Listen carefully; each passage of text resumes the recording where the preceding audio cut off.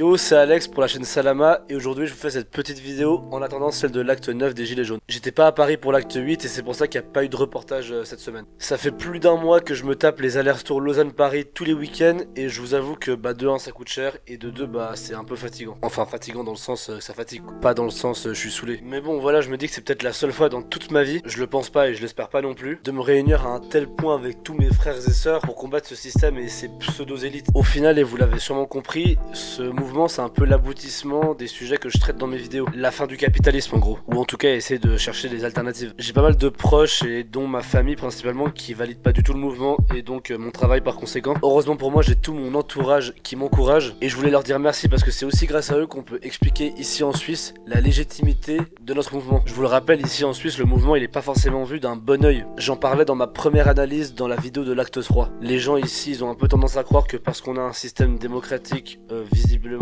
plus efficace, qu'on vit dans une meilleure démocratie qu'en France. Mais on verra dans une prochaine vidéo que c'est pas forcément le cas. On essaiera donc de démonter un peu ces fausses croyances. Je voulais aussi remercier Mister Mondialisation qui m'a permis d'élargir mon audience grâce à ce post du 19 décembre et ma motivation par la même occasion. Parce que oui, avoir des gens derrière soi et une validation à grande échelle de son travail, c'est ultra motivant, surtout après des heures de travail. Donc voilà, merci à lui et j'espère vraiment que les reportages auront fait changer d'avis certaines personnes parce que c'est le but aussi. Je vous jure, il y a des personnes, t'as beau leur rapporter les images de manifs sur un plateau, ils nieront sans cesse les faits en rappelant que les gilets jaunes sont des violents anarchistes au sens populaire du terme, donc connotés très négativement, qui ne cherchent que chaos et désordre. Enfin, on la connaît celle-là. Le tout la plupart du temps soutenu par des arguments qui viennent des médias traditionnels, dont j'espère que vous connaissez les dérives maintenant. Enfin bref, si je vous fais cette vidéo, c'est comme vous avez sûrement deviné par le titre pour vous parler de censure. Deux de mes dernières vidéos, donc celle de l'acte 6 et celle de l'acte 7, ont été supprimées par Facebook.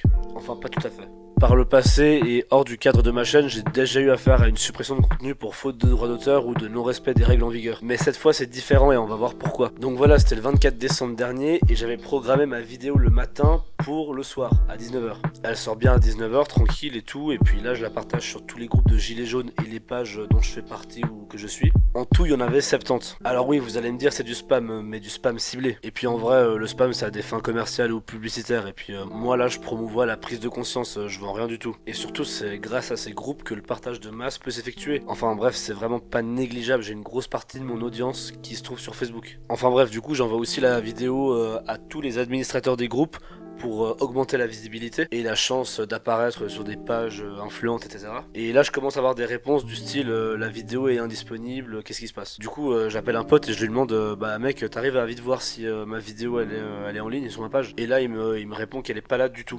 Du coup je me dis il y a un problème. La vidéo en gros elle reste bloquée entre 1 et 10 vues, c'est le nombre de fois que j'ai réactualisé la page pour voir ce qui se passait. Donc voilà, depuis mon compte c'est comme si la vidéo était dispo, et c'est d'ailleurs toujours le cas, mais chez les autres pas. Mais là je me dis ok, c'est un bug. Sauf que la semaine passée je sors la vidéo de l'acte 7 et là rebelote. Je reprogramme ma dernière vidéo pour le 1er janvier à 19 h et je vais pas vous la refaire, hein, c'est exactement la même chose. J'ai essayé en vain d'expliquer à Facebook via le service d'assistance qu'il y a une erreur, mais bon, fallait pas s'attendre à de la magie et voilà ce qu'ils m'ont répondu.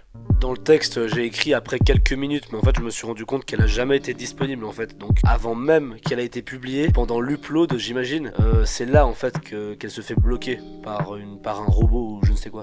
Et dans l'intervalle, j'ai aussi été chaque semaine, à chaque publication de chaque vidéo des Gilets jaunes, bloqué de publier et de poster sur des groupes dont je ne suis pas l'administrateur. Donc voilà, ça pose quand même problème. Et c'est la même chose chaque semaine, et ça ressemble à ça. Et là vous allez me dire encore une fois, mais c'est parce que je spam de ouf et puis que les images peuvent être choquantes, etc. Sauf que le modèle de partage, celui que je viens de vous expliquer, je l'appliquais déjà avant pour d'autres vidéos sur d'autres sujets, comme celui de la permaculture par exemple. Et j'ai jamais eu de soucis, je me suis jamais fait interdire de publication, j'ai jamais vu mes vidéos se rendre tout d'un coup indisponibles. Et pour les images violentes, franchement il suffit de voir les vidéos qui circulent quotidiennement sur Facebook pour savoir que le degré de violence des actions dans mes vidéos n'est que très minime. Mais le plus drôle dans l'histoire, et j'aimerais faire cette petite expérience avec vous, c'est que Facebook m'annonce que les deux vidéos en question sont très performantes et qu'elles méritent que je les booste. Booster sur Facebook, c'est en gros payer pour faire de la pub à sa publication et gagner en visibilité. C'est assez drôle, sachant que la vidéo elle est pas disponible et qu'elle fait que 4 vues. Contrairement aux dernières vidéos qui font entre 5000 et 45 000 vues. Sérieux, ils se foutent de ma gueule, c'est pas possible. Du coup, on va jouer à leur propre jeu et booster la publication comme ils me le conseillent. J'ai hâte de voir ce que ça va donner. Du coup, on se retrouve sur l'ordi, on va aller voir sur la page, donc je clique sur la page. Donc là on voit la publication qui est bloquée en fait, parce que là ils me disent qu'elle est programmée pour le 1er janvier 2019 à 18 h. Sauf que c'est passé. On va aller jusqu'à la vidéo parce qu'elle y est encore, hein, comme je vous ai dit depuis mon profil, c'est comme si elle y était. Voilà, elle est là. 8 partages, 4 vues. Entre temps, celle que j'avais partagée 70 fois, elle s'est fait supprimer complètement. Du coup, on va prendre comme exemple celle-ci qui est encore disponible.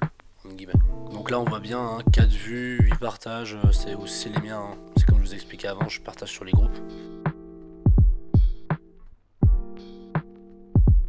On va booster la publication. Là il me faut une petite remarque comme quoi il y a un risque que la portée de la publicité soit inférieure à cause qu'il y a trop de texte dans la description. Mais on s'en fout. Du coup, objectif, obtenir plus de vues. Audience, c'est là que ça nous intéresse. Créer une audience. J'ai choisi Morge, comme ça je serai assez vite au courant.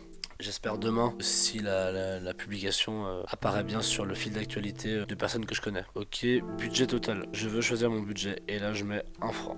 Moi je veux mettre 1 franc.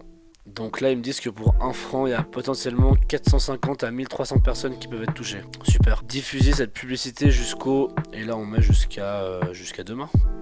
Du coup il veut pas avec 1 franc, on va mettre avec 10 francs. Et là il me dit cette pub sera diffusée pendant 9 jours et se terminera le 18 janvier 2019. On va essayer comme ça parce qu'il n'y a pas d'autre solution. Et c'est là qu'on va payer.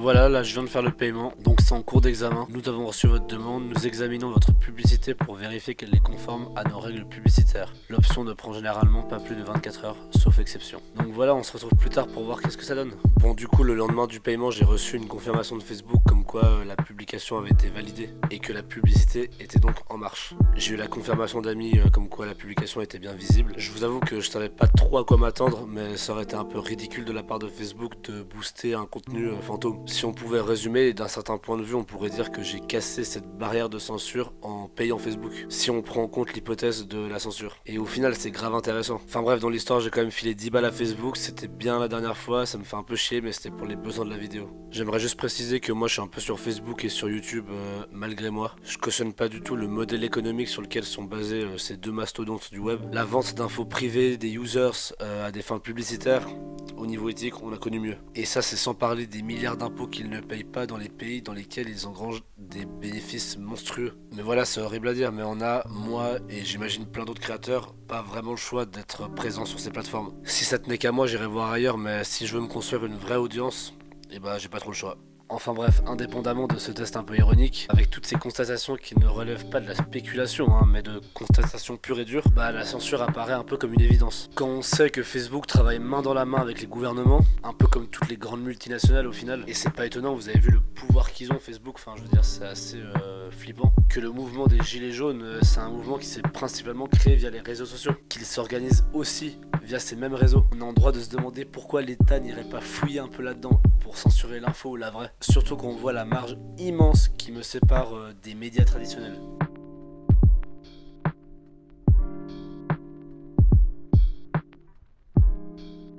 Enfin je sais pas, mais quand on voit le traitement des gilets jaunes par les médias mainstream via des chiffres complètement faussés ou des images prises complètement hors contexte, et encore là je suis gentil parce qu'on pourrait en parler des heures de ce fameux traitement, et bah la possibilité de censure n'apparaît même pas comme absurde au final. C'est quand même fou de voir à tel point comment le traitement médiatique d'un tel mouvement apparaît comme normal aux yeux de la société. Les fake news sont devenus la normalité, et ce même pour les grandes chaînes de télé nationales. Bon après quand on voit les mecs qui sont derrière et par qui sont financés ces médias, c'est pas très étonnant. Donc voilà, je vais pas crier au complot et en tirer des conclusions hâtives, même si mon avis est, vous l'avez deviné, bien fondé. Je vous laisse avec ces informations et je vous laisse vous faire votre propre avis sur la question. Car la constatation des faits est une chose véridique, donc celle de la déduction en est encore une autre et elle appartient à chacun de nous. Quand on est au courant du monde de fou dans lequel on vit, où les dérives de l'État sont monnaie courante, mes derniers reportages comme preuve formelle de ce que j'avance, on est en droit de se poser des questions sur la manière dont est géré le contenu indésirable par les plateformes de partage et l'État avec. Cette vidéo je vais la publier sur Facebook et sur YouTube comme d'hab. On verra donc si elle échappe à la règle ou si elle est comme les deux dernières vidéos mises à l'écart. Si vous avez des pistes qui pourraient m'éclairer sur la question ou simplement des remarques constructives, n'hésitez surtout pas, l'espace commentaire est fait pour ça. Moi je vous laisse en description les liens des deux vidéos qui ont été censurées sur Facebook. N'oubliez pas de vous abonner à la chaîne pour soutenir mon travail. Sinon nous on se dit à la semaine prochaine pour un nouveau reportage de l'acte 9 des Gilets jaunes à Paris.